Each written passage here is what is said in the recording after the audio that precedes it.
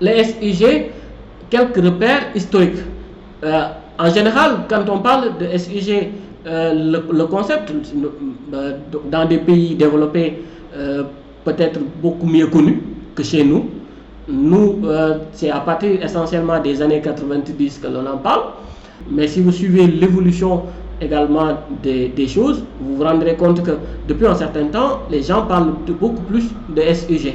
Depuis un certain temps aussi, vous vous rendez compte qu'il y a beaucoup plus d'offres de formation en rapport avec la géomatique.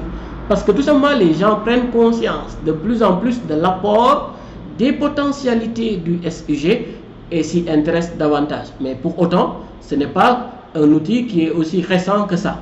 Parce que quand on retrace ou quand on fait la mesure de l'épaisseur historique du système d'information géographique, on se rend compte que déjà en 1854, le SIG, ou bien en tout cas l'ancêtre du SIG actuel, avait été utilisé par John Snow, qui analysait l'épidémie de choléra au niveau de Londres et qui avait déterminé à travers cet outil-là les points de contamination en 1854.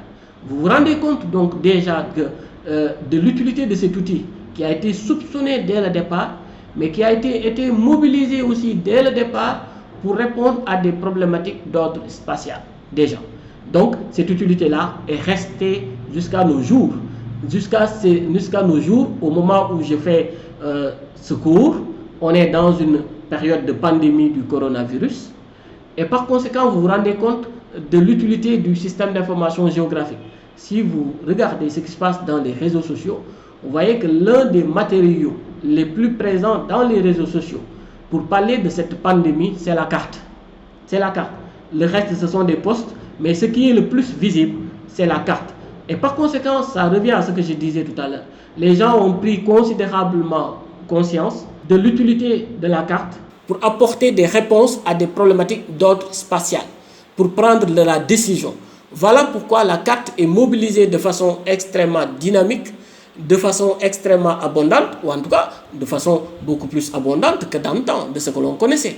Et pourquoi? Parce que tout simplement les gens prennent conscience, mais aussi à côté, il ne faut pas perdre de vue qu'il y a davantage de structures de formation, telles que l'Institut Sabdarifa, qui forme des étudiants, des spécialistes de la géomatique, et qui les prépare à adresser les problématiques de gestion de l'espace. Et ça, c'est essentiel.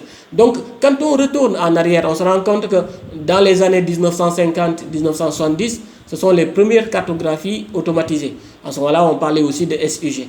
Mais entre 70 et 80, le SIG apparaît au niveau de l'État, notamment à partir plutôt au sein de l'armée. Mais c'est un peu comme l'historique de l'Internet. Au début de l'Internet est confiné essentiellement dans les milieux de l'armée, notamment au niveau du ministère américain de la Défense.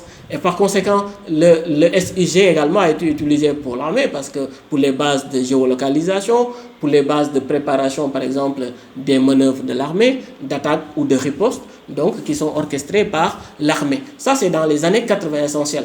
Mais à partir de 80 et 90, on se rend compte qu'on a un développement beaucoup plus massif des SIG, parce que le SIG apparaît également en ligne, et par conséquent, l'information géographique avec l'outil GPS tend désormais à être banalisée. Aujourd'hui, avec les smartphones que nous utilisons, on est géolocalisable, mais en même temps, on est géolocalisé. Parce que parfois, on est surpris de la manière dont Google nous géolocalise et nous retrace nos itinéraires sans pour autant même qu'on le demande.